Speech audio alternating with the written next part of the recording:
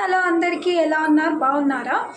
నేను ఇన్ని రోజులు షార్ట్ వీడియోస్ మాత్రమే పెట్టాను. దానివల్ల నాకు నేను ఏ ఒక్కరు కూడా నా యూట్యూబ్ ఛానల్ని షేర్ చేయలేదు. జస్ట్ నేను సబ్స్క్రైబర్స్ కోసం షార్ట్స్ పెట్టుకుంటూ వచ్చాను.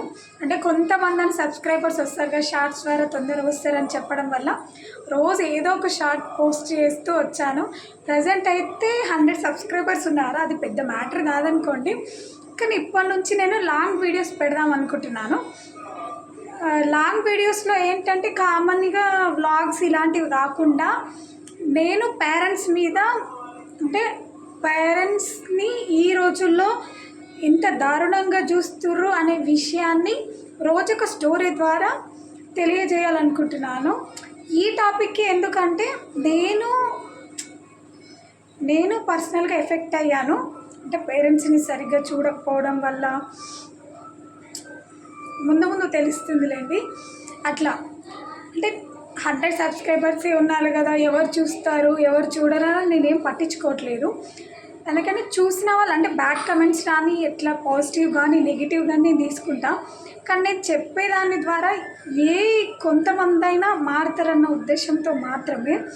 ఏదో పెద్ద నేనది పెద్ద అదని కాదు.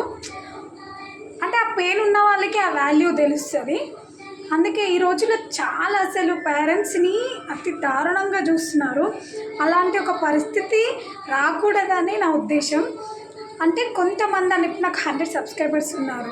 అందులో కనీసం ఒక ముగ్గురు పోనీ ఒక్కరైనా సరే వెనక్కి తిరుగుని అవును పలానా టైంలో నేను చిన్నప్పుడు నా కోసం మా అమ్మ ఇది చేసింది, మా నాన్న తన జీవితాన్ని నా కోసం త్యాగం చేశాడు, వాళ్ళకి వేరే ఆశలు ఏం లేవు, మా మీదనే అన్ని ఆశలు, వాళ్ళ లాస్ట్ టైంలో మేము ఉండాలి, మేము చూసుకోవాలి, వాళ్ళకి మనీ లగ్జరీ లైఫ్ ఇవ్వకపోయినా వాళ్ళకి రెస్పెక్ట్ ఇవ్వాలి, కాస్త హ్యాపీనెస్ ఇవ్వాలి, అప్పుడప్పుడు వెళ్ళి పలకరించాలి, అంత దారుణమైన పరిస్థితుల్లో వాళ్ళని ఉంచకూడదు అనే విషయాన్ని కొంతమంది తెలుసుకుంటారు. మీకు తెలియదని కాదు, వాళ్ళ పరిస్థితులు అవ్వచ్చు, పెళ్ళైన తర్వాత వచ్చే మార్పులు అవ్వచ్చు, ఏదైనా అవ్వచ్చు.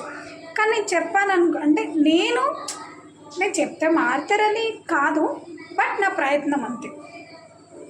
దీనిపైన మీ ఒపీనియన్ ప్లీజ్ కామెంట్ చేయండి. నెగిటివ్గా మాట్లాడినా పర్లేదు, బట్ ఒపీనియన్ మాత్రం చెప్పండి. Okay, bye.